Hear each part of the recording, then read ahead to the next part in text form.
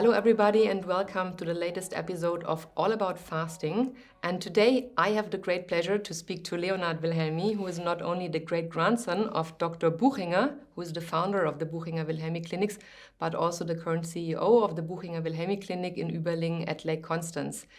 Hello, Leo. Thank you so much for taking the time. It's a pleasure to have you here. Thank you very much for having me. It's great to be back. Leo, today we are speaking about change and fasting. And I know there's a lot going on in the body and the mind while fasting, but can you give the audience, especially those who are not aware of fasting and how we do it in the clinics, can you give them an overview about why we believe fasting is something that helps people to cope with change? Yes. So, to give you an example, I speak to all the people, the patients, the guests that come to our clinic and are here for the 10th time, the 20th time, the 30th time. We have one person who's been with us 94 times. And if I ask these people why they come every year, once or twice or even more, they always tell me that they integrate a fasting period in their year. So some come in summer, some come in winter.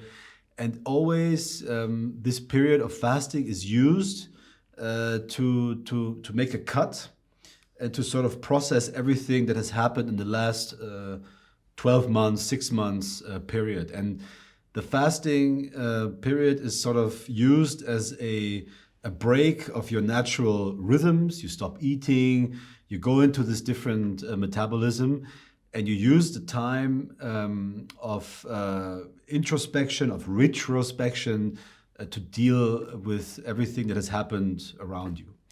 So fasting can be sort of a facilitator to process all these things that have happened.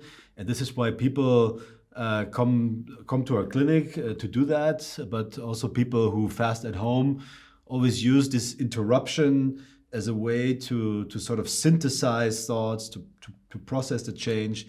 So fasting can be this facilitator for change.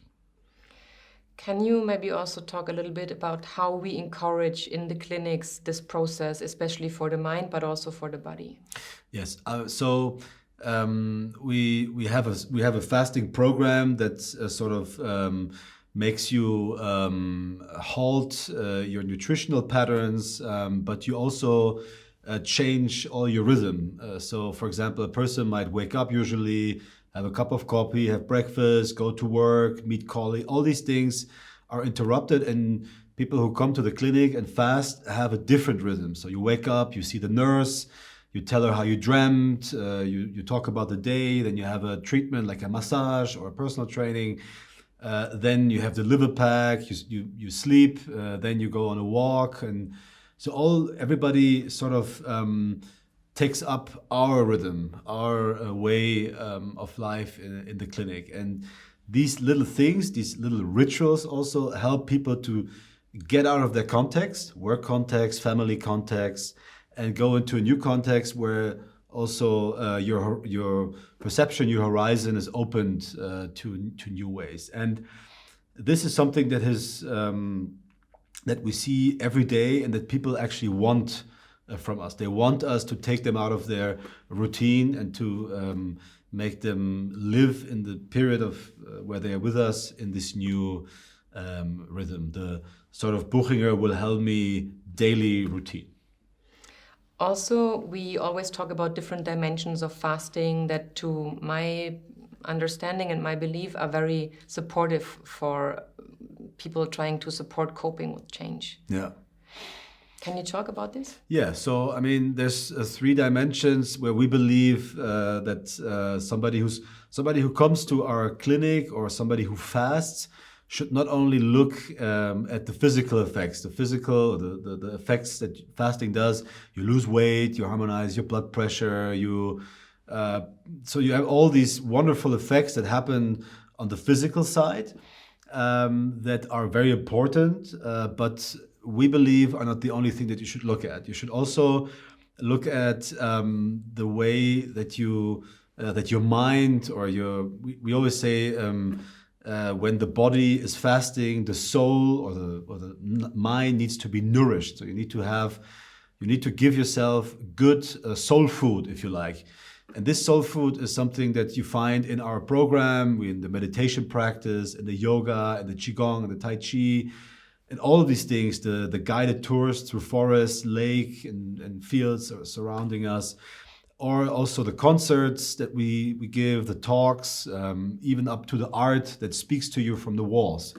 All these things are aimed to trigger something that is something within ourselves. And the third dimension, where we believe it's important and that is important to us also, is the community aspect. We are in the clinic. We are 140 people who fast together, who come from different nations, different religious backgrounds, different work backgrounds, and that sort of inspire each other. You're not doing an experience alone at home where the fridge is always calling you, your partner is always saying, let's do this or let's do that. No, you go out of a context, you go into our clinics, you go into fasting, and you are sort of triggered on these three dimensions. A person that you meet might give you a different perspective about if you live in the right town, or if you have the right work, or you have the right perspective on family. Then fasting sort of shows you on the physical side that you don't have to stay the way you are, but you can actually change something. You can lose weight, you can get your diabetes in order, reduce your medication, and you can also have an access to spirituality, or to a silent, or to a dimension that you discover in meditation. Somebody who says, meditation is nothing for me, I don't meditate, might have an access to meditation and might find that being in silence, sitting with yourself, confronting yourself with your thoughts, and finding something in there that when you go home shows you a different, you can go back to your routine and be a different person. So this interaction is always different for everybody, but it's always true. And to make this even more plausible, my father once made a joke, but there's a lot of truth in that joke, where he said, we are a mixture of a clinic, a hospital, a clinic, a hotel, and a monastery. And these three aspects reconfigured is for everybody what they find here. Talking about monastery, fasting has always played a big role in the big religions in the world. Want to talk some words about this? Yeah. So because some people always think that we discovered something new. Yes, we have a program. It's medical. We have a lot of employees who secure everybody who's fasting in our clinics, and we sort of have 100 years experience in that. But fasting has been with us since many, many years. It's been part of our evolutionary program, the way our bodies are configured. We're not made to eat 5 times a day until we die. So fasting has been there. And the big religions, or let's say the way that we lived for hundreds of years, if you go back, has always been structured with fasting. So religions the big religions had fasting periods, like the Ramadan or Easter or Yom Kippur. Everybody has this, and these were sort of ways that we lived for many, many years. And the way that these fasting periods were used in religious periods were that it was always a preparation for an event. It was always like we fasted up until Easter. And this preparation phase, where you sort of took a religious group and you made that group fast, a lot of things happened that are beneficial for sort of a community of believers. So in fasting, you sort of group together. You are the same mindset. You are working. You're living in a little bit reduced way, because in fasting you're a bit more sensitive. So you were able to read all these texts and to prepare yourself for this event. And this also made you sort of look back onto what has happened in the past and the way you want to continue once this religious period was finished. So we're not a religious place in a way that we believe in something uniquely, but we like to take the mechanisms of these times and integrate it into our clinic. And it's true. What is true for a religious group in terms of fasting and preparation and sort of digesting things that have happened is also true for us. But we use it in a different way. We like to speak about inspiration, not about religion, but the mechanisms are quite similar. So now, with all the medical and scientific work we are doing, we know a lot about the benefits of fasting and also the benefits of fasting with regards to corona. We know it has an impact on the main risk factors and also saw some beautiful first results from long COVID treatments. Can you explain a bit about this? Yes, so when COVID first started to appear, we looked at the main reasons why somebody has a bad COVID infection. So the really bad with respiratory problems and so. And we quickly learned that the three main reasons for a bad infection or for bad symptoms are overweight, high blood pressure, and diabetes. And these are the three main indicators that we treat since 100 years. So we quickly said that everybody who fasts can actually lower the risk factors in case they get infected with COVID. So this was for us the beginning, which we changed perspective and we looked at a purely preventional model for people who came to us and fasted. So now, of course, with the own research that we did, the own data that we analyzed, we also saw beautiful results with people who came with different long COVID symptoms. So these can be neurological disorders, chronic fatigue, even into depression, and also all the pain symptomatics that result from long COVID.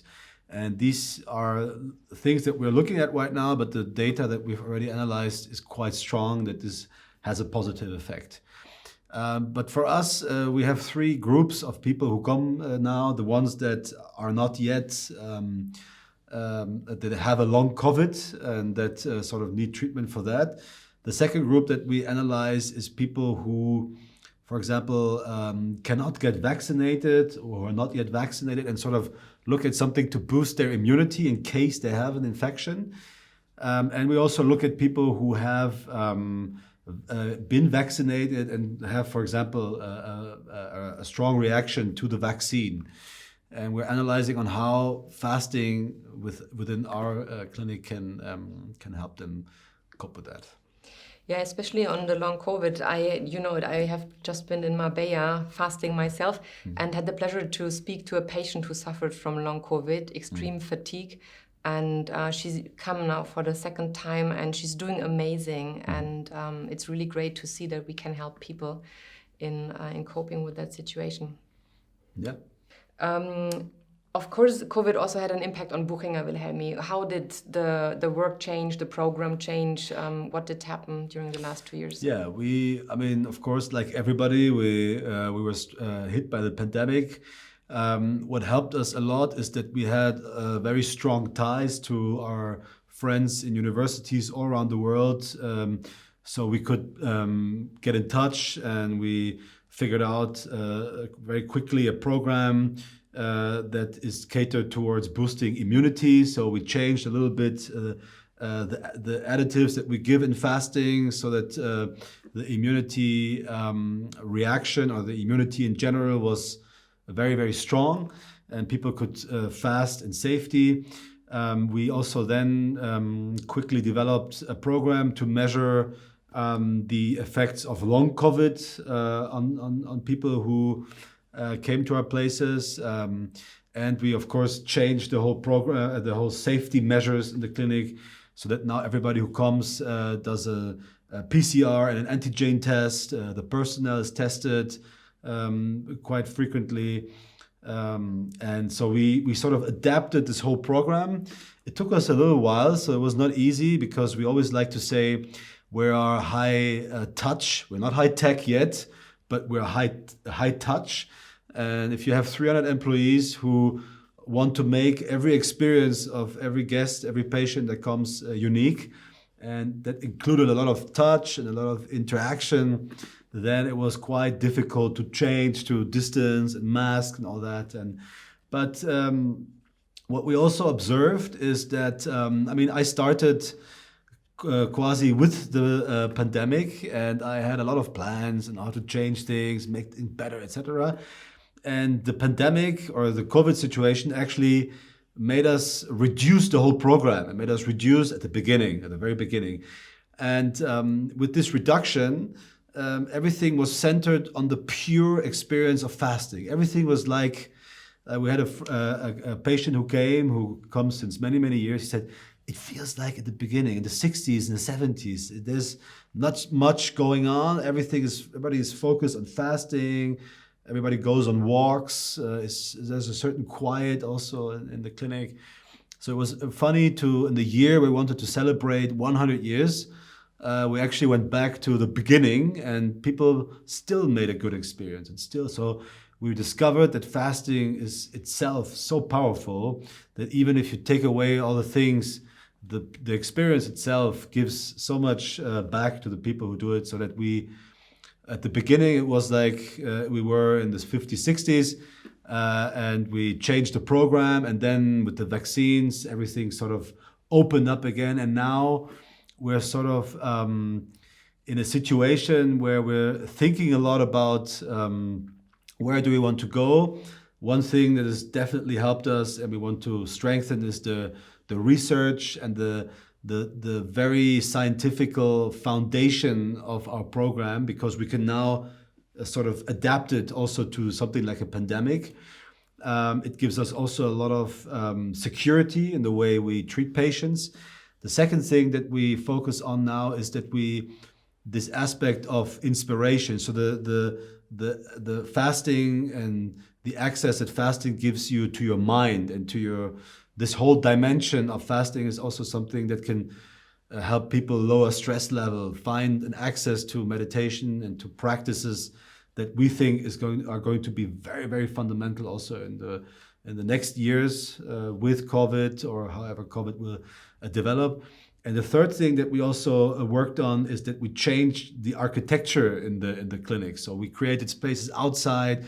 We have now a big yoga deck that we're doing now outside. We have a room that we dedicate to silence and to meditation and to yoga. And in general, we're trying to have everything more outside. We have roofs that we are trying to make accessible now. So everything is going towards the outside. We are in the south of Germany, which is not the south of Spain, like where my brother and my cousin are working, but it's still the south, our Côte d'Azur in Germany. And we're trying to make this more accessible, the outside more accessible for our patients. So besides COVID, I know there was also a lot of other change going on in your life. When do you plan to fast the next time? Yeah, so I fast every 6 months. This is my rhythm. I started in university, always after my examen, and this is the period that I personally chose. I usually have 4 to 5 months where everything works fine after my fasting, and then I have this moment where I derail, and then I need another strong impulse of 2 weeks fasting with 1 week of refeeding or regeneration. And this is for me now overdue. To be honest, in the last 12 months, there was just too much to do with COVID that I could take this time out. And now I'm sort of starting again with my 6-month rhythm of fasting. And traditionally, it's always on the 2nd of January that I start. So now I look forward to this fasting period in January. This period, this year, will be strongly dedicated to sort of look back at everything that has happened, everything that COVID also taught us, because COVID for us was a strong test, but also gave us a lot of wisdom, because we really got to know the clinics. We really got to know what's important also to all of our guests that come every year. And so we have great projects ahead. We are talking a lot about the projects ahead, and we actually need a lot of strength for everything that is going to happen. And also something happened that I became a father. So now I am the proud father of a daughter. I think that the future is female and belongs to all the daughters around the world. And so it's also for us sort of a break from our daughter, who's very alive and keeps us busy in the last month. So looking forward to making a cut, looking back, but also looking ahead, and embrace everything that is going to happen in 2022 and the next years. Thank you so much for the great last words. It was super interesting talking to you today. Thank you also everybody for watching. I hope you found the video beneficial. If you have questions, comment below. We might answer in one of the next videos. And if you enjoyed the video, follow us and leave us a like. And I hope to see everybody soon. Bye bye. Bye bye. Thank you.